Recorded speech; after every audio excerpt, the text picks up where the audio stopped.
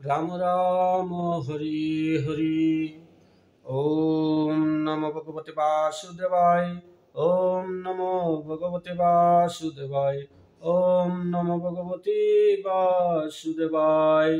নারায়ণং নমস্কৃত্যং নরসং চৈব নরোত্তমং দেবীং সরস্বতীং ব্যাসং তথা জয়মুদ্রয়ত।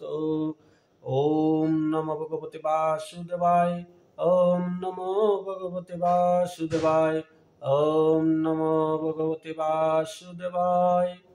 হরে কৃষ্ণ কৃষ্ণ কৃষ্ণ হরে হরে, হরে রাম রাম রাম হরে হরে। জয় রাধে, জয় রাধে, জয় রাধে। হরে কৃষ্ণ হরে কৃষ্ণ। সকল সাধু বৈষ্ণবগণের উদ্দেশ্যে আমার যে আজকের যে অনুপ্রেরণা, আমি সকলকে দৃষ্টি আকর্ষণ করে বলছি, আপনারা মনোযোগ সহকারে বা এক মন একনিষ্ঠভাবে সেই আলোচনাটি উপভোগ করবেন। উপকরণের মাধ্যমটি হচ্ছে আজকের এই যে শিক্ষা সারমর্ম বিধ্বংসী মন্ত্রণা, ভয় থেকে মুক্তি এবং হ্যাপি মহাত্মাদের উৎপীড়ন পরিণাম একাদশী কেবল বিধবাদের জন্য নয়, বৈদিক শাস্ত্রের শ্রেণী বিভাগের জন্য। তদ্রূপ আজকে যে বিষয়টি হচ্ছে আমাদের সমাজতান্ত্রিকের আলোড়ন। আমাদের অনেক চ্যানেলগুলো আছে, অনেক মিডিয়া আছে, এই সেই অনেক মিডিয়াতে আমরা দেখতে পাই এই যে অনেক আলোচকবৃন্দ, পাঠকবৃন্দ, সাধু বৈষ্ণবগণ সবাই এমনভাবে আলোচনার বিষয়টুকু রাখে, সেই রাখার মধ্যে আমি পার্থক্যটা ওইটাই আমি ধরতে চাই। যেমন আপনারা সকল ভক্তবৃন্দকে যে অনুপ্রেরণাটা দিচ্ছেন, সর্বমাঙ্গলিক অনুপ্রেরণাটা তো দিচ্ছেন, তো নাকি অন্য কিছু দিচ্ছেন, সেটা সম্বন্ধে আপনারা প্রথমত অবগত হতে হবে। সাধু সেজনা, সাধু হও, সেটা গৌরাঙ্গ মহাপ্রভুর বাণী। তো এই সাধু হতে হলে আগে আপনার সাধুত্ব বজায় থাকতে হবে।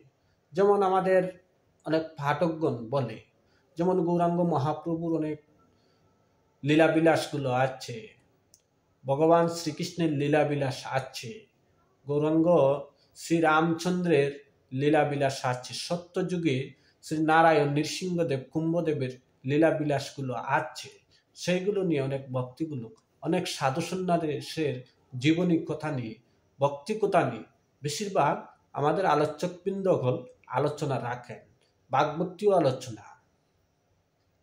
তো তদ্রূপ ভাগবতীয় আলোচনার মাধ্যমে আমাদের সমাজের যে সমাজতান্ত্রিক যে আমজনতা ভক্তবৃন্দ যখন আছেন, তাদেরকে বাঁচার জীবনীটা আপনারা বলে দেন, কিভাবে ওরা বাকি জীবনটুকু বা ওদের শিশু সন্তানকে জীবন গড়িয়ে তোলার সেই অংশটুকু আপনারা তুলে ধরেন। যেমন আমরা অনেক জায়গায় দেখতে পাই, আমরা অনেক জায়গায় অনেক আলোচকবৃন্দের অনুপ্রেরণা দেখতে পাই, অনেক পাঠ শুনতে পাই। যেমন গৌরাঙ্গ মহাপ্রভুর লীলাবিলাস সম্বন্ধে অনেক উদার মনে কথাগুলো বলতেছেন, বা শ্রীকৃষ্ণের লীলাবিলাসগুলোর অনেক উদার মনের কথাগুলো বলতেছেন, ভাবান্তর কথাগুলো, ভক্তির কথাগুলো বলতেছেন। ভক্তি কৃষ্ণ মিলে, ভক্তি প্রেম মিলে, ভক্তি পুনরিত জীবন মিলে। কিন্তু আমার জীবনটা যেভাবে কিভাবে পরিচালিত করব, সেই বাসাটুকু আমাদের আলোচকবৃন্দদের অনুপ্রেরণা যোগায়। তো তদ্রূপ আমাদের পাঠকবৃন্দগণ বা আমাদের আলোচকবৃন্দগণ বা সাধু বৈষ্ণবগণ, আমি ওদেরকে বিশেষভাবে বিনতি অনুরোধ করব, আপনারা যে আলোচ্য বিষয়গুলো রাখেন, সেই আলোচ্য বিষয়ের মধ্যে ওদের নিবাস মন্দিরশালা, গুরুশালা কিভাবে তৈরি করতে হবে, সেইটুকু সম্বন্ধে আপনারা যদি একটু আলোচনা রাখতেন, তাহলে আমাদের সনাতন ধর্মের সমাজের লোকরা আরো একটু উন্নতি হতো। আর যদি এই বিষয়ে আপনারা না বলেন, যতই ভক্তির কথা বলেন না কেন, যতই শ্রদ্ধার কথা বলেন না কেন, ওদের কোনো মুক্তি হবে না। যদি আপনি জরা এবং ব্যাধিকে নিমন্ত্রণ করেন, তাহলে জরা এবং ব্যাধি আপনার ঘরে প্রবেশ করবে। আর যদি আপনি ওদেরকে নিমন্ত্রণ না জানান, ওদেরকে বসার স্থান না দেন, তাহলে ওরা আপনার গৃহে প্রবেশ করতে পারবে না। সেই গৃহ থেকে আপনি ওদেরকে দূরে রাখতে হবে। সেই গৃহে আপনার ওইদের স্থান যাতে না হয় সে সম্বন্ধে আপনারা একটু খেয়াল রাখবেন। সে সম্বন্ধে একটু ভক্তবৃন্দকে জানিয়ে দিবেন কিভাবে ব্যাধিকে দূর করতে হয়, কিভাবে জরাকে দূর করতে হয়। যেমন আমরা অনেক ধনী সম্রাট পরিবারের বাড়িতে দেখি, ওরা অনেক অর্থ উপার্জন করছে, ধন উপার্জন করছে, কিন্তু ওদের ভক্তি শালা যে পাঠাগার যেগুলো করছে সতর্ক বহির্ভূত নিয়ম কানুন মতো নয়। যেমন অনেক বাড়িতে আমরা দেখতে পাই যেমন বিরাট আকারে একটি মন্দির তৈরি করছে, যেমন সেই মন্দিরটা নাট মন্দিরে পরিণত। আচ্ছা আপনারা বলেন তো, একটি গৃহস্থ বাড়িতে, একটি গৃহস্থ বৈষ্ণবের বাড়িতে কি একটি নাট মন্দির হতে পারে? সেই বাড়িতে যদি ওই নাট মন্দিরের যদি কোনো ভালো একজন দক্ষ নিরামিষ আহারী যদি কোনো ব্রাহ্মণ না থাকে, তাহলে সেই নাট মন্দিরের যে নিত্য একটি পূজা আছে সেই পূজাটা কে দেবে? সে কি গৃহস্থ বৈষ্ণবে দেবে, না নগন্দারি কোনো পুরোহিতে দিবে?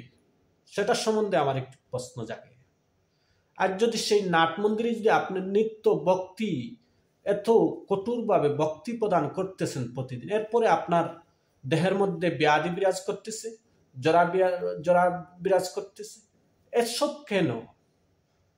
সেই যে নাট মন্দিরটা হচ্ছে, সেই নাট মন্দিরে ওকে পীড়া দিতেছে, ওকে দুঃখ দুর্দশাগুলো নাট মন্দিরে দিতেছে। সেই নাট মন্দিরের উপযুক্ত কোনো অর্চনা চলেন না, উপযুক্ত কোনো পূজা অর্চনা চলে নাই, উপযুক্ত কোনো ধরনের ভোগ প্রসাদ নিবেদন চলে নাই, তার কারণে সেই নাট মন্দির ওকে পীড়া দিচ্ছে। আরেকটি বিষয় হচ্ছে, আমরা বিভিন্ন আশ্রম, বিভিন্ন মণ্ডপ পরিদর্শন করতে যাই, বা অনেক অনেক জায়গায় আমরা দেখতে পাই যেমন অমুক জায়গায় অন্য অন্য লোকের ধর্মাবলম্বী লোকরা সে মণ্ডপের মূর্তি ভাঙছে, মণ্ডপ ভাঙছে, বিভিন্ন ধরনের মন্দিরগুলো ভাঙ্গাচুরা চলতেছে। আপনার মন্দিরে অসুরে কিরকম আঘাত করে আপনি সেদিকে খেয়াল রাখছেন? না, আমাদের সেই দিকে খেয়াল নেই আলোচক বৃন্দদের, পাঠক বৃন্দদেরকে বা বিভিন্ন সাধু সন্ন্যাদের দিকে। আমাদের থাকা হয়েছে, আমাদের যা মন খুশি চায় তা ভাবে আমাদের সেই মন্দির তুলে নিলাম। সেই মন্দিরে যে আমাদের বাস্তু নিয়ম আছে, বাস্তু দেবতা আছে, সেই দেবতা নির্দেশ অনুযায়ী বা শাস্ত্রসম্মতভাবে যে আমাদের মন্দিরের যে ঈশানটা সেটাও হয় নাই। আমরা দেখতে পাই বিভিন্ন মন্দিরের ঠাকুরের কুষ্টি এসএস স্টিল দিয়ে কুষ্টি তৈরি করা হয়। ওই মন্দিরের দ্বার এসএস স্টিলের মাধ্যমে সেই দ্বারটুকুও দেওয়া হয়। আচ্ছা বলেন তো, লোয়ার আসনে কোন দেবতা উপবেশন করেন? যেমন লোয়ার আসনে শনিদেব উপবেশন করেন। তাহলে যদি শনি ঠাকুরের যদি আসন আপনি তৈরি করে রাখেন, তাহলে এখানে কি লক্ষ্মীনারায়ণের বাস কিভাবে হবে? গৌরাঙ্গ মহাপ্রভুর বাস কিভাবে হবে? কখনো না। তখন যদি এইরকম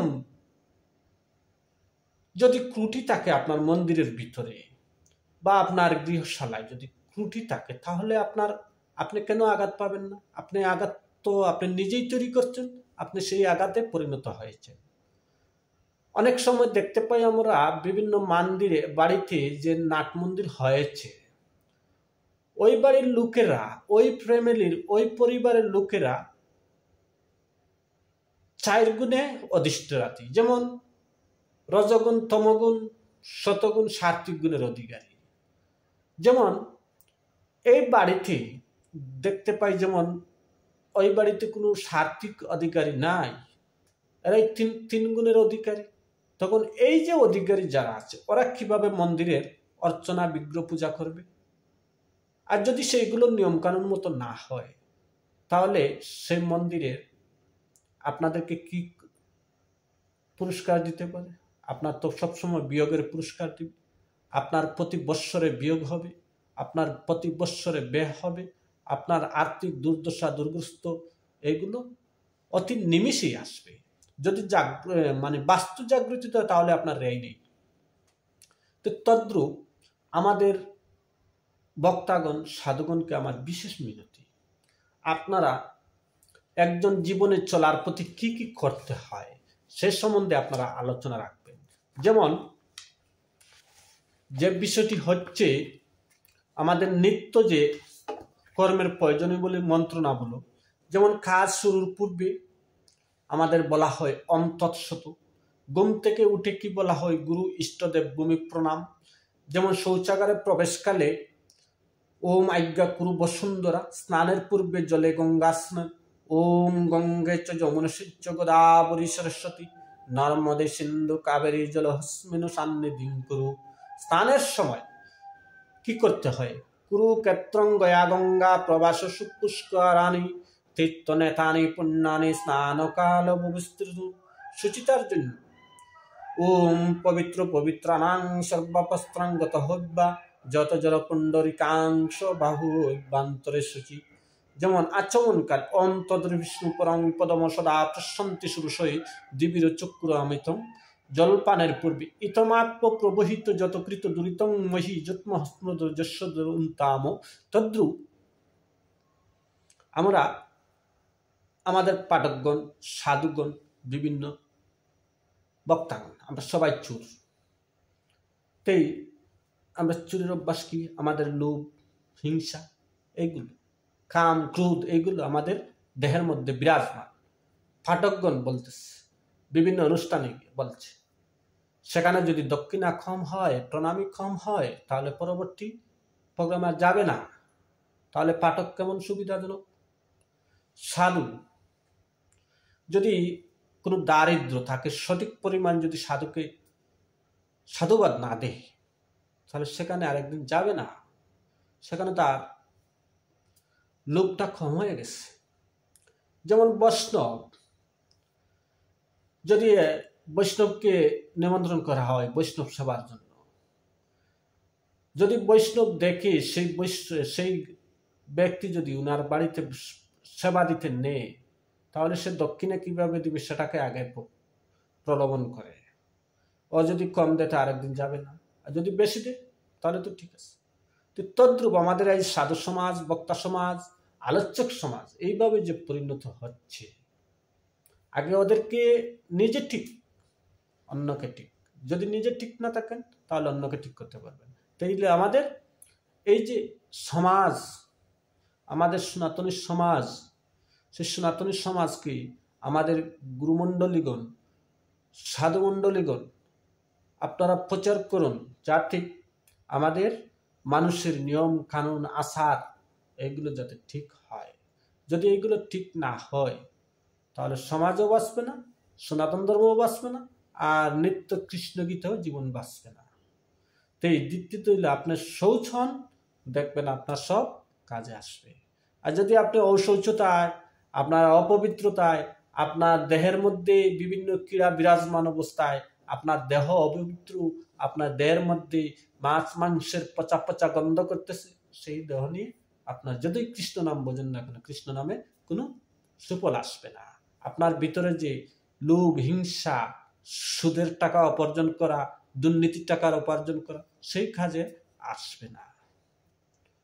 তদ্রূপ আপনি সারাদিন দুর্নীতির টাকা বুক করলেন, আপনি সারাদিন সুদের টাকা বুক করলেন, আপনি আরেকজনের ক্ষতি বিনাশ করলেন, আর রাত্রে আপনি কৃষ্ণ নাম বলতেছেন, সেই কৃষ্ণ নামে তো আপনার মুক্তি হবে না। আপনি আগে নিজের সততা বজায় রাখেন। আপনি সৎ, আপনার ঈশ্বর সত্য। আর যদি সৎ না থাকেন তাহলে ঈশ্বরও আপনার দরাচর বাইরে নেই। আপনি স্বাধীন, আপনি যা কিছু তাই করেন। তদ্রূপ আমাদের সমাজ আগে জানতে হবে। আজকে আমাদের সনাতন ধর্মের অনেক নারীরা আমরা সমাজে দেখতে পাই, অনেক সাধু বৈষ্ণবের মেয়েরা, অনেক সাধু বৈষ্ণবের স্ত্রীরা যে সমাজে আজকে হাট বাজারে বিভিন্ন অনুষ্ঠানে যেভাবে চলাফেরা করে, সেটা তো মঙ্গলজনক কোনো চলাফেরা নয়। যেমন আপনার মেয়ে বিবাহ দিলেন, বিবাহ দেওয়ার পরে কি আমাদের সনাতন ধর্মের পোশাক কি ধরনের হতে পারে?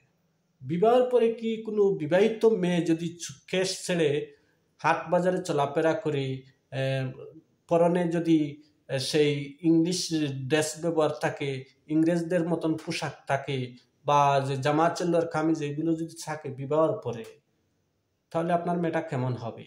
ওরা চরিত্রহীন লম্পট একটি মহিলা হবে। তো তদ্রুপ এইগুলো আমাদের অনেক সাধু বৈষ্ণবের মেয়েদেরও গায়ে আমরা এইসব দেখতে পাই। আগে নিজে সংসার ঠিক করেন, পরবর্তী অন্যের সংসার ঠিক করেন। হরে কৃষ্ণ কৃষ্ণ কৃষ্ণ কৃষ্ণ হরে হরে, হরে রাম